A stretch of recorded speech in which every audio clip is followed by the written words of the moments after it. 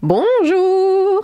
Aujourd'hui, on va parler de l'état des écoles en France et surtout de ce que subissent les professeurs qui sont pour la plupart gauchistes et qui ont joué un rôle, hein, on va dire, dans ce qu'il se passe actuellement, mais disons qu'ils ne méritent pas non plus de s'en prendre plein la tronche à ce point.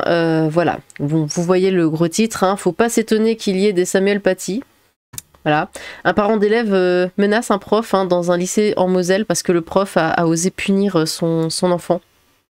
Ça part de là. On va voir deux articles sur le sujet. Un enseignant, sur le sujet, sur ce genre de sujet, un enseignant du lycée Jean-Victor Poncelet en Moselle a été la cible de menaces violentes de la part d'un parent d'élève furieux après une sanction infligée à son fils. Donc tu butes ton prof parce qu'il a puni ton gamin. On en est là. L'affaire qui fait écho au drame de Samuel Paty a conduit le professeur à porter plainte. Tu m'étonnes. Et comme Samuel Paty, il va être complètement laissé de côté par tous ses collègues, tout ça. Ils vont tous fermer les yeux, ils vont tous regarder là-bas parce que là-bas, c'est plus intéressant.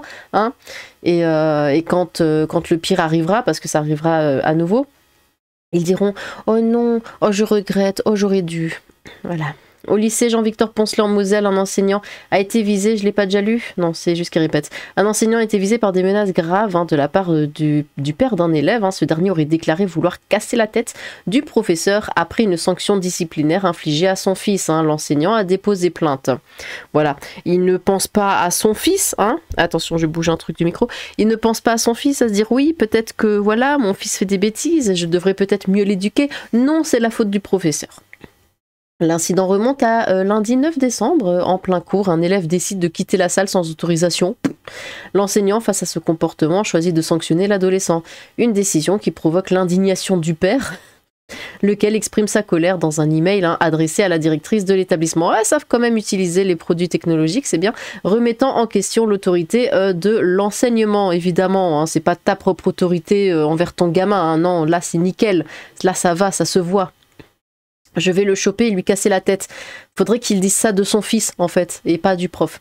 Convoqué au lycée pour un entretien avec le conseiller principal d'éducation, CPE, le parent ne calme pas le jeu. Bien au contraire, il tient des propos glaçants. De toute façon, comme on dit, la pomme ne tombe jamais très loin de l'arbre. Je vais le choper et lui casser la tête. Plus grave encore, il ajoute, avec des profs comme ça, il faut pas s'étonner qu'il y ait des Samuel Paty. Voilà.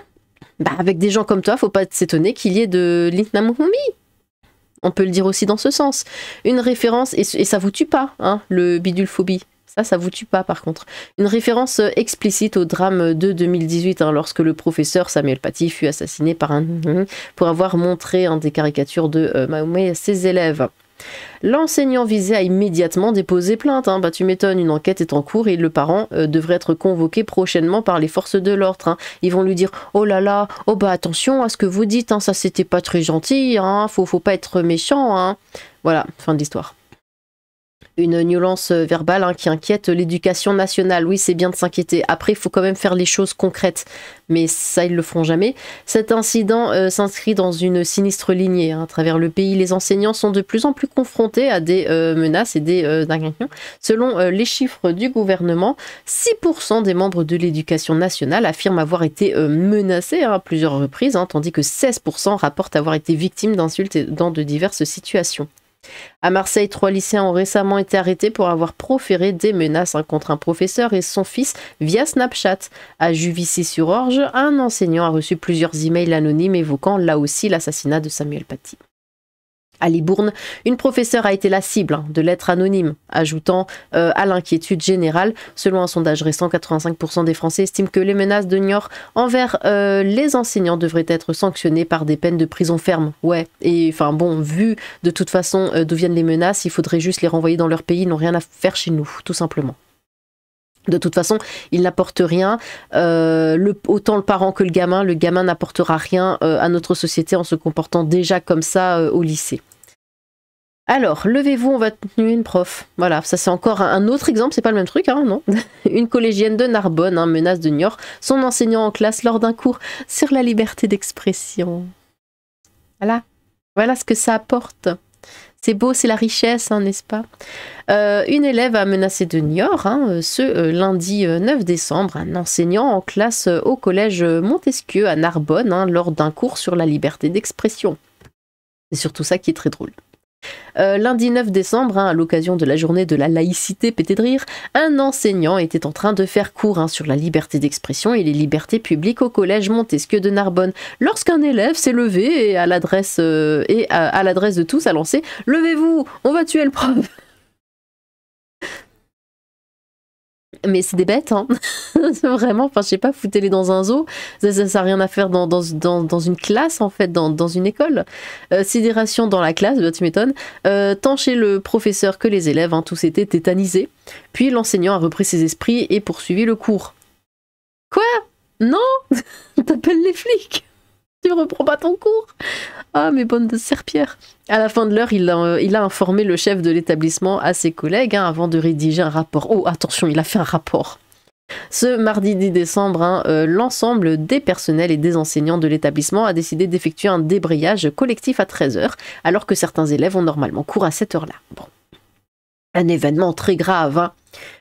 Ces derniers ont été réunis dans la cour et un enseignant a lu le texte suivant. Il s'est passé un événement très grave dans notre collège. Un élève a menacé de Niort un enseignant. Nous ne pouvons pas accepter un acte aussi grave. Nous refusons de continuer à enseigner dans ces conditions. Il n'y aura donc pas de cours à 13h et nous vous demandons de rester calme pendant 7 heures. Des bidules, machin truc 14. Bon, après il faut payer 2,49 € par mois.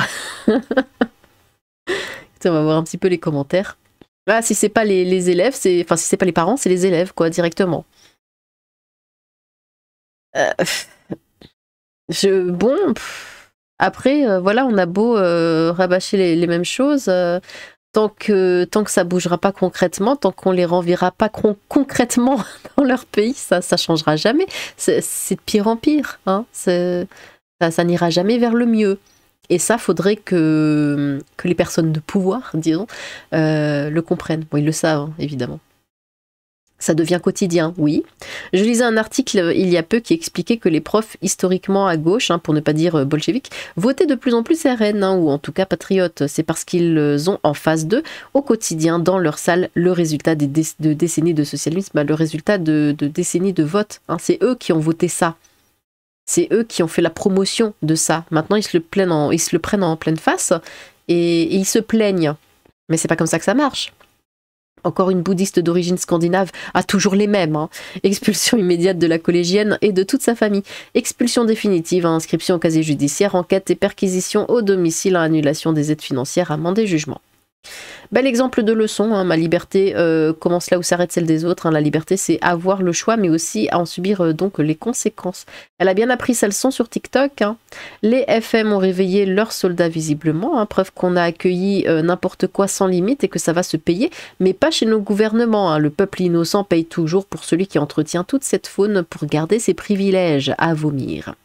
Pas la peine de donner sa religion, on devine. Ils ont beau mettre des affiches géantes de leur délire, ça ne passera jamais. Enquête terminée. C'est certainement sa façon à elle d'exprimer sa liberté d'expression en tuant son enseignant, va savoir. Elle est donc au cœur du sujet du cours, hein, la liberté d'expression. Hein, peut-elle être absolue? Sinon, où se situe la limite, etc. Je lui aurais mis 18 sur 20, il faut être honnête. Avec des médias comme ça, l'élève peut recracher tout le couplet qu'on lui a appris. C'est quoi? Bon.